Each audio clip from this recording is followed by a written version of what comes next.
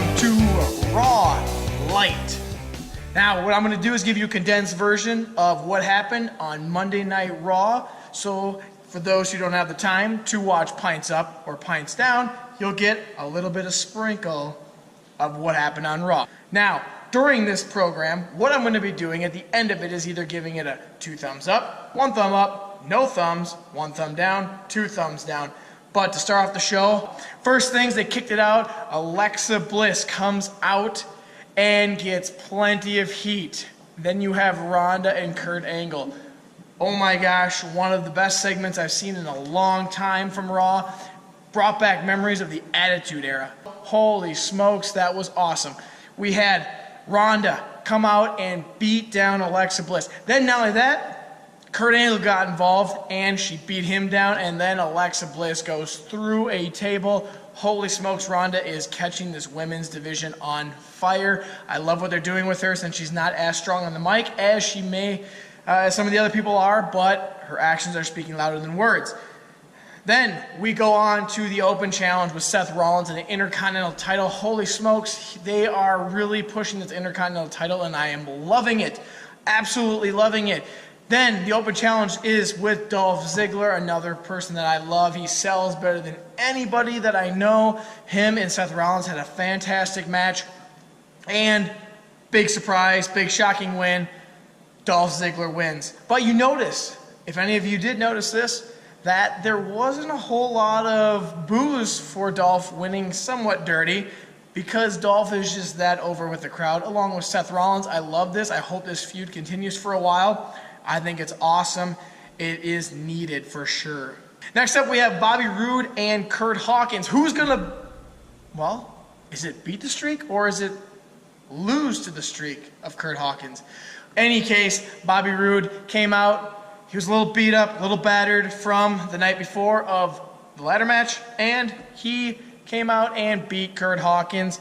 Wasn't exactly a surprise, but I am interested in how this is all going to play out. Who is going to lose to this losing streak of Curt Hawkins? Wasn't Bobby Roode this week, but it does further and keeps me interested, and hopefully it's keeping you interested in how this is going to play out. Who is going to be the first person that Curt Hawkins gets a win against? The next match we had was the Woken Warriors. As some of you know, if you've watched Pints Up or Pints Down, not the biggest fan of the Woken Warriors, which is Matt Hardy and Bray Wyatt. They faced Heath Slater and Rhino.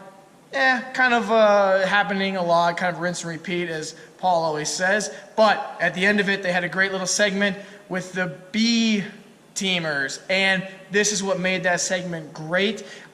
Letting these guys just be themselves is what I am absolutely loving about this. Just let the B team be the B team. Let them go out there and have some creativity, freedom. It's really interesting watching Bray's brother play him. That was just hilarious. You have Bo Dallas playing Bray, which obviously they're brothers in real life for some of you who know that. Look just like them. It was hilarious. They go and they duck down. But turn off the lights, turn off the lights. Hilarious. Let them just be their comedic selves. Next up, we had Jinder versus Chad Gable. They are really hurting Chad Gable. They're almost taking him down to a jobber standpoint, which happens in the WWE, but it shouldn't happen with Chad Gable because he is in amateur wrestling. He has the amateur wrestling background. I really thought that Chad was going to pull out a win here, and I was kind of excited to see that because Jinder's a big guy. I think it would have been a very creditable win for Chad Gable, but unfortunately it didn't happen. He kind of got squashed by Jinder. Wasn't the most excited about that, but it is what it is. Just want to mention something with the Riot Squad. As we've mentioned in Pints Up and Pints Down, they are kind of getting that NWO feel to them where they go around just destroying stuff, and they've painted stuff on people before. So kind of interested to see where that happens. There's a backstage segment. I don't exactly want to spend too much time on this. I want to actually spend more time on the matches per se. We have Sasha and Bayley versus the Riot Squad. We're kind of getting sick of this Sasha Bayley. We don't know where they stand with each other, although at the end of Raw, or towards the end of Raw, we kind of saw them have a backstage segment where Sasha kind of turned on, or sorry, Bayley turned on Sasha, and they had themselves a backstage feud. Kind of wondering where this is going with Sasha and Bayley. We're not exactly sure. Only time will tell, but this has been really a drag on time, we feel. So They've finished with the Riot Squad. Next up, we have Kurt Angle coming out to make a big announcement about Brock Lesnar, but then we have Roman Reigns who comes out to whine a little bit, and then all of a sudden Bobby Lashley comes out, which this then turns out to be a tag match against the Revival. Unfortunately for the Revival, it turns into be somewhat of a jobber match, trying to make Roman Reigns and Bobby Lashley look strong. However, I feel like Bobby Lashley, this is the picture he should have been in the whole time, is kind of going for Brock Lesnar. Both guys have been in the UFC before, makes perfect sense. Bobby Lashley's no pushover, so I think that him versus Brock would be actually a very interesting match that people would really actually come and pay to see. Hopefully that happens. Only time will tell, because now Braun Strowman, the monster in the bank, also has his Money in the Bank to cash in. So we don't know where that's going to fall in place, but could happen somewhere down the line, either against Brock or maybe against Bobby Lashley. Who knows what's going to happen with that? Next up, we had Mojo Rawley versus Jose. Oh man, no way Jose. I feel sorry for the guy. It seems like he's kind of turning into a jobber with a big gimmick and had somewhat of a big push, kind of like Adam Rose did. We saw how that worked out with the Rosebuds. I have a feeling No Way Jose is going down the same path, and then they have Mojo beating No Way Jose. We haven't seen Mojo in quite some time, so to me it kind of makes me wonder, what are they doing with No Way Jose? Time will tell. Kind of unfortunate for No Way Jose. Good for Mojo Rawley, depending on where this goes. But Mojo Rawley gets the win. Next up, this backstage segment that I had talked about just a little bit earlier with Sasha and Bayley.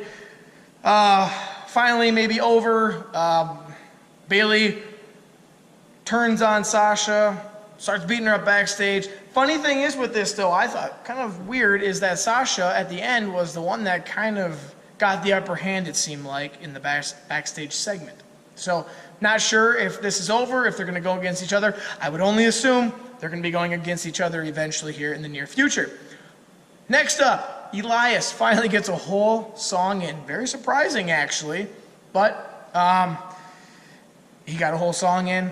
Nothing exactly to be that most excited about, because only time will tell where he's going to be. I think he's going to be in the IC Intercontinental Championship run. We'll find out. And the last segment, main event, you have KO, Kevin Owens with the Constable Corbin versus Braun and Finn Balor. Now, in my mind, it was kind of an obvious who was going to win, but they flipped the script on me for sure. And they had KO and Corbin win. Now, the reason I wouldn't think this is because you got Monster in the Bank, Money in the Bank winning Braun Strowman, Finn Balor, another great wrestler, and then you have a injured KO who's been injured because he got thrown off a 20-foot ladder from Braun Strowman, and then you have Corbin who hasn't been in the main event, so kind of two weaker guys you wouldn't think who were going to win, and they pull off the victory at the end. So I wasn't expecting that. Kind of the underdog story, I suppose, having the heels win. So it is what it is. We'll see what happens in the near future, especially with Braun Strowman now being the Money in the Bank champion. I am interested to see when he cashes in, because as we know, Brock Lesnar doesn't show up very often. So when is he going to cash in? Only time will tell.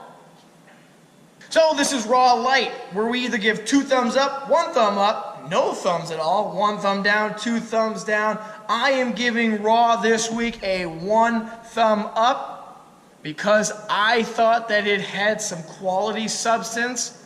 Didn't have a lot of quantity, had quality. The beginning of Raw started off hot.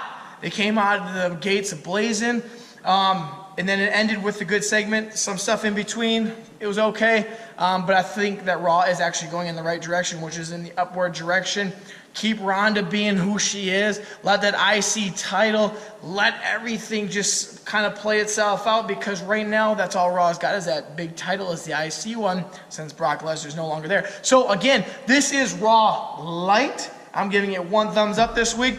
Remember, we are on the Real Deal TV. Subscribe to us. This is just a micro version of what happened this week in wrestling. Please tune in next week for another Raw LITE, where I'll either give it 2 thumbs up, 1 thumb up, no thumbs, 1 thumb down, or 2 thumbs down.